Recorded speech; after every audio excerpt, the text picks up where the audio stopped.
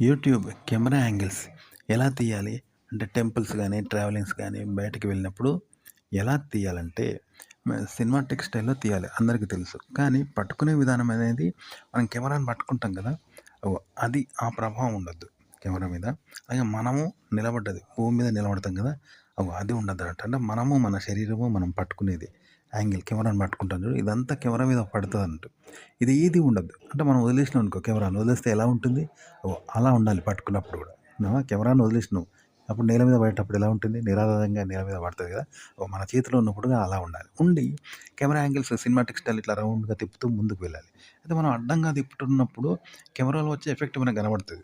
కానీ ముందుకు వెళ్తున్నప్పుడు అది ఆహ్, మనకు దగ్గరకొస్తూ ఉంటది. మళ్ళా ముందుకెళ్ళి మళ్ళీ వెనక్కి రావాలి. ఇలాంటివి ఉంటాయి. అంటే 2 ఉంటాయన్నమాట. కెమెరా యాంగిల్స్ 2 మెయింటైన్ చేయాలి. ఈ 2 కూడా అలాగే ఉండాలి. అంటే మన చేతిలో నుండి కెమెరా కింద పడ్డప్పుడు ఎలా తేలికగా ఉంటుందో అలా ఉండాలి. మనం పట్టుకున్నప్పుడు మనము, మన శరీరము, మన చేతులు పట్టుకున్నప్పుడు అలాగే ఉండాలన్నమాట. అలా ఉంటే బాగొస్తుంది. కెమెరా యాంగిల్ ఎలా ఉండాలంటే, ఇప్పుడు 2 రైళ్ళున్నాయి. ఒకటి బెజవాడ నుండి హైదరాబాద్‌కు వస్తుంది. మరొకటి హైదరాబాద్ నుండి బెజవాడకు పోతుంది. ఆ 2 మధ్యలో ఆపోజిట్‌గా వెళ్తున్నాయి స్పీడ్‌గా. అప్పుడు ఎలా ఉంటుంది? అది దీనికి మ్యాచ్ కాదు, ఇది దానికి మ్యాచ్ కాదు కదా! దాని దారి వేరు, దీని దారి వేరు కదా! అలా ఉండాలన్నమాట. అంటే అక్కడున్న వ్యక్తికి మన కెమెరా, కెమెరాకు మన వ్యక్తి ఇద్దరు ఒకరికొకరు మ్యాచ్ కావద్దు. వాళ్ళు మనకు మ్యాచ్ కావద్దు, మనం వాళ్ళకి మ్యాచ్ కావద్దు. ఇలా ఉండాలి. ఇలా ఉంటూ మనం సినిమాటిక్ స్టైల్‌లో కెమెరాను రౌండ్‌గా తిప్పుతూ ఉండాలి. ఇట్లా సినిమాటిక్ స్టైల్‌లో ముందుకు వెళ్తూ మరియు దాన్ని ఇలా రౌండ్‌గా చేస్తూ ఉండాలి. కెమెరాను అడ్డం తిప్పుతూ ఇట్లా రౌండ్‌గా తిప్పుతూ ఉండాలి. ఇలా ముందుకు వెళ్తూ ఉండాలి. అంటే 2 ఉంటాయన్నమాట యాంగిల్స్. ముందుకు వెళ్ళడం అనేది ఒక ఎఫెక్ట్ అయితే కెమెరాను ఇట్లా రౌండ్‌గా తిప్పుతారు కదా! అడ్డంగా తిప్పుతూ ఉంటారు గుండ్రంగా. అదనమాట ఉండాలి. అయితే ఇక్కడేంటంటే మనం పట్టుకోవడం అనేది ఎఫెక్ట్ కెమెరా మీద పడద్దు. మనం పట్టుకోవడము, మనం భూమి మీద నిలబడడం ఇదంతా కెమెరా మీద పడతది. అలా ఉండొద్దు. మరి ఎలా ఉండాలంటే మన చేతి నుండి కెమెరా జారి కింద పడ్డదనుకో, అప్పుడు అక్కడ మన చేతిలో ఉండదు కదా! అప్పుడు కెమెరా తేలికగా ఉంటది.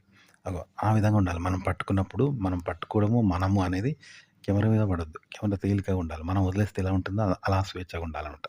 మనం పట్టుకోవడము, మనము ప్రభావం అనేది దాని మీద కనబడొద్దు. అలా ఉండి సినిమాటిక్ యాంగిల్‌లో తీస్తూ ఉండాలి. అంటే చెప్పాను కదా! ఇప్పుడు మనం ముందుకు పోతూ ఉండాలి. కెమెరాను ముందుకు తీసుకుపోతూ ఉండాలి. అదొకటి ఎఫెక్ట్ అనమాట సినిమాటిక్ స్టైల్‌లో. అలాగే రౌండ్‌గా తిప్పాలి. 2 ఎఫెక్ట్ పడాలనమాట.